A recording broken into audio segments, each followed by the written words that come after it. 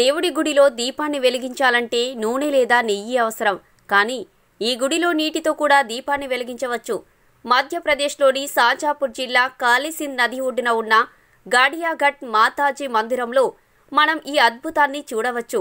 ఈ దీపం దాదాపుగా గత 5 ఏళ్ల నుంచి నూనె నెయ్యి అవసరం లేకుండానే కేవలం నీటితో వెలుగుతోంది. దీంతో ఈ వింతను చూసేందుకు దేశం నలుమూలల నుంచి వేలాది మంది భక్తులు తరలివస్తున్నారు.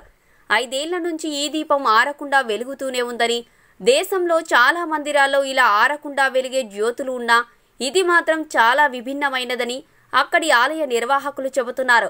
ప్రమిదలో నిత్యం నూనెకు బదులు కేవలం నీటిని పోస్తే చాలు, అలా వెలుగుతూనే ఉంటుందన్నారు. ఈ ఆలయం యొక్క పూజారి సింధు సింగ్ మాట్లాడుతూ, ఇదివరకు ఈ జ్యోతి నూనెతోనే వెలిగేది. అయితే ఒకరోజు అమ్మవారు కలలోకి వచ్చి ఈ దీపాన్ని నీటితో వెలిగించాలని చెప్పారు. ఆమె ఆదేశాల ప్రకారం నీటితో దీపాన్ని వెలిగించాం. అప్పటి నుంచి ఈ దీపం నిరంతరాయంగా వెలుగుతూనే ఉంది అని ఆయన తెలిపారు.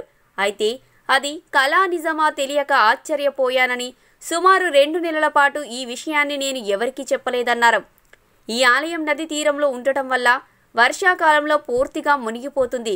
దీంతో వర్షాకాలం అంతా ఆలయం మూసే ఉంటుంది. మళ్లీ నవరాత్రులకే ఈ ఆలయాన్ని తెరుస్తారు. వచ్చే వర్షాకాలం వరకు దీపం వెలుగుతూనే ఉంది.